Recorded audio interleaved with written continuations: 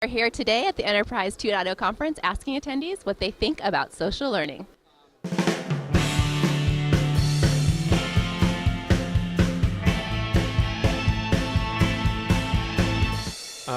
Wow. I guess that's when I learn with other people.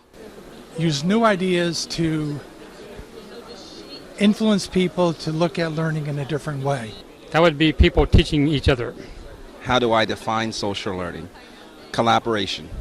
We're enhancing learning by using social technologies so people can share information in more natural ways. Oh, and do you do that in your organization today? Yes, And how do you do that? emails and a file server. We share it in a file folder, and we'll tell them, hey, I kept some information here, check it out. Knowledge sharing through a platform that's socially available to everybody. I would say something that's much more comfortable and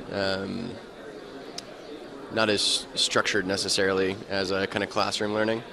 Something that it would go to the user a bit more and just be available when they want to learn. Leveraging expertise, leveraging content that I've generated either crowdsourced through my employees or through the businesses, their social graph, whatever the case might be, and presenting that back to whatever the end user community is to drive that whole learning path. Learning should be within a social network where people participate and share. What is social learning?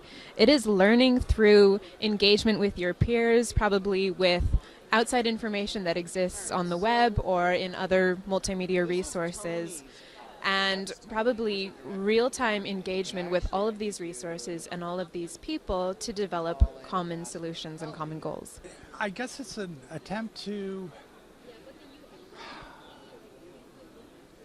use new ideas to influence people to look at learning in a different way, to take those structures which existed in traditional learning and put them on the web in a hosted service such that people may access them at their time, at their convenience, and to their benefit. When I think of social learning, I probably think of learning from several different angles rather than from like a single instructor. More than a one down, you have, instead of one to many, it's many to many.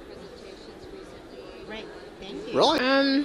That's a little hard, because when I think social, I think a group of people trying to learn something together. But at the same time, it could also be one person teaches a group of others, and then socially they all kind of like get it together as a group.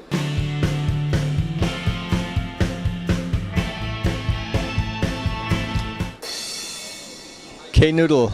How do you pronounce our company name? Knoodle. Name, how do you pronounce it? Knoodle? I think it's Knoodle. I would say either Knoodle or Knoodle. Knoodle. Knoodle? And I figured the backward K was probably silent. Time out. No, go ahead. Let's try this again. So how do you pronounce our company name? Noodle. I would say what I've seen right there is Noodle. Noodle. So how do you pronounce our company name? Noodle. Noodle? Noodle. Knoodle.